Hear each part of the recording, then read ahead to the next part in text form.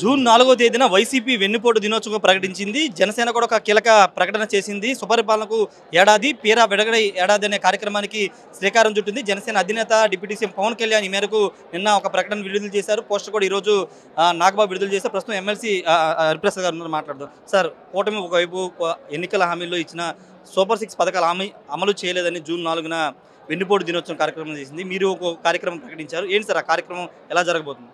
Super 6 అమలు చేయలేదని రుజువు చేయమనండి. పెన్షన్లు ఇస్తున్నారు, గ్యాస్ సిలిండర్లు ఇస్తున్నారు, రేపు తల్లికి వందనం ఇవ్వబోతున్నారు, ఉచిత బస్సు ప్రారంభించబోతున్నారు.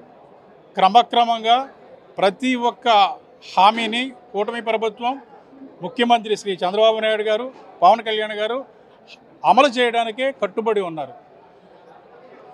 వైసీపీ ప్రభుత్వం వెళ్ళిపోయే నాటికి రాష్ట్రం దివాళా తీసింది. దేనికి నిధులు లేవు, పథకాలు అమలు చేయడానికి కూడా లేవు.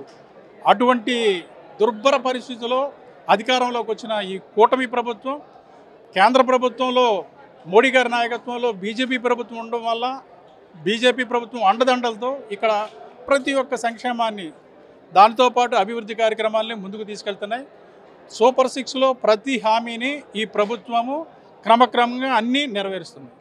పవన్ కళ్యాణ్ గారు ప్రకటించినటువంటి సుపరిపాలనకు ఏడాది, పేడా వెరగడే ఏడాది కార్యక్రమం రోజు ఏం చేయబోతున్నారు సార్? నిజమే కదా, ఆ రోజు జూన్ 4 అంటే ఈ రాష్ట్రం నుంచి ఒక దుష్పరిపాలన తొలగిపోయింది. ఒక పరిపాలనకు అంకురార్పణ జరిగింది. ఆ రోజు అఖండ విజయంతో కూటమి అధికారంలోకి వచ్చిన తరుణం అది. ఈ సువిధానాన్ని పురస్కరించుకొని ఆ రోజున మేము జనసేన శ్రేణులు, వీర మహిళలు, నాయకులంతా ఒక పండుగ జరుపుకోవాలని పవన్ కళ్యాణ్ గారు పిలుపునిచ్చారు. జనసేనతో పాటు బీజేపీ, తెలుగుదేశం కూడా ఈ కార్యక్రమంలో పాల్గొనడానికి ఉత్సాహం చూపుతున్న అన్న విషయం వారి ద్వారా తెలుస్తుంది. ఆ రోజు ఉదయం ఈ పండుగ సంక్రాంతి, దీపావళి మేలు కలయిక.